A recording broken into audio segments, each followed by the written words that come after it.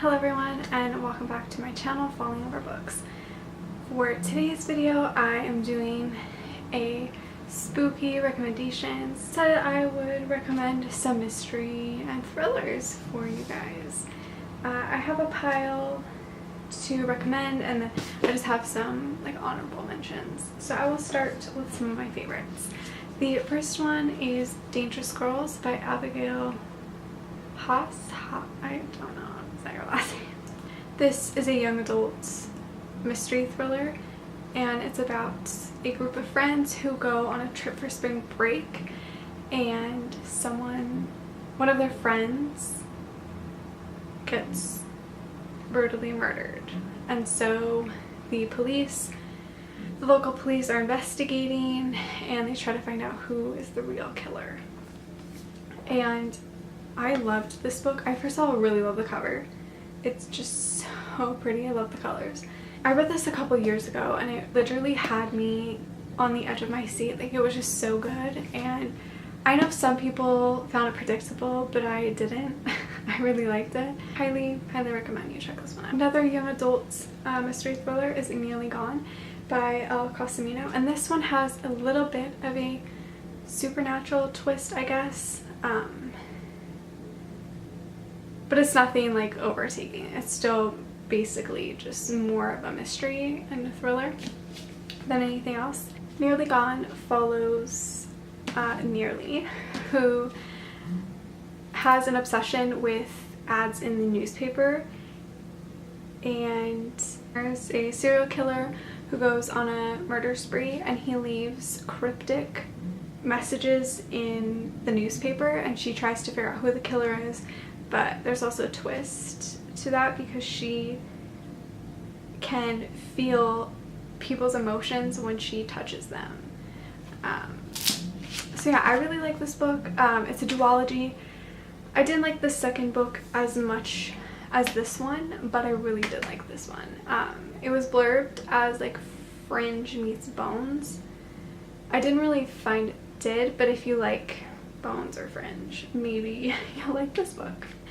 Next I have a book that I read I think in the summer, and that is Charlie Presumed Dead by Anne Heltzel.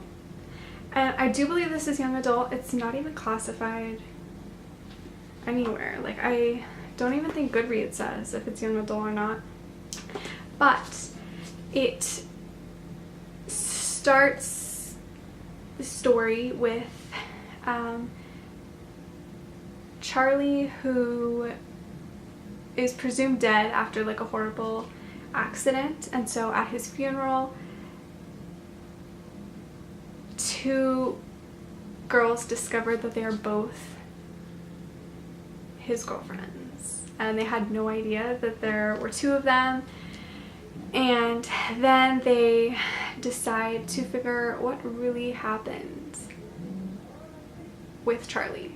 Can you hear people talking? It's so frustrating. I can't film anything. Or they try to figure what actually happened to Charlie and if he is actually still dead. Warning, this ends on a massive cliffhanger and there's no sequel. Nothing, nada, like not a single thing. It's so frustrating, but I gave this 5 out of 5 stars. I loved it. Next, I have The Girl in 6E by A.R. Torrey. I'm not sure.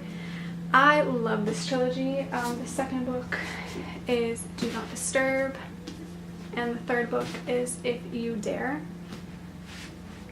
I love this trilogy so much. But the first book, The Girl in 6E, follows a woman who locks herself up in her apartment all day, every day. She never leaves her apartment because she has this thing where she wants to kill people all the time. Like, she just has this urge to kill anyone. So that's why she locks herself into her apartment. And it's adult, definitely adult. It has very mature themes in here, so don't go expecting like it's very graphic and everything, but I love this trilogy and I want more books. I want to know more about Deanna, right? I think her name's Deanna. I can't remember. I love this. I highly recommend that you check it out. Also, each book is kind of like a standalone. Like, you can read them as a trilogy, or you can read one like separately. Like, they do pick up after each other, but you won't go into them confused, if that makes sense. I don't think I'm making sense, but I love this trilogy. Highly recommend. And then I have one more mention, and that is Night Film by Marcia Pessel. I absolutely love this book. I read this several years ago, but I still remember things about this so clearly and so vividly. It literally haunted me reading this book. I just loved it so much. It was so creepy. There's also like creepy pictures in here, and I think there's like a website that you can use. Like, it's just creepy. It's so creepy. And this is about a reporter or like journalist who tries to uncover the mysterious death of Ashley Cordova, who is the daughter of a famous film director, and he is very secretive. Like, not a lot of people even know what he looks like, and it's just so interesting and creepy and weird, and like, I don't even know how to describe how much I love this book. I highly recommend you read it if you like mysteries, because this one will like punch you in the gut. It's so insane. I highly recommend this one. And the next few I have are honorable mentions. The first one is You by Carolyn Kepnes. You've probably all heard of this one. Like this book. And the writing was just very interesting. There is a sequel, Hidden Bodies, which I know a lot of people actually haven't read, and if they did, they were quite disappointed. I enjoyed it. I was just really fascinated by Joe, the character. I wanted to see if he continued his evilness or he became somewhat of a decent person, which I'm not going to tell you if that happens or not, but I do recommend this if you like mystery thrillers. So, and then the last kind of honorable mention is Gillian Flynn. I never know how to say her name. I should probably learn it. But we have Gone Girl, Sharp Objects, Dark Places, and then this little one called The Grown Up. Dark Places is the scariest in my opinion, but yeah, it really creeped me out. So those are all the mystery thrillers I have to recommend for you guys today. I hope that some of these have intrigued you and you want to pick them up, because I highly recommend all of these that I mentioned.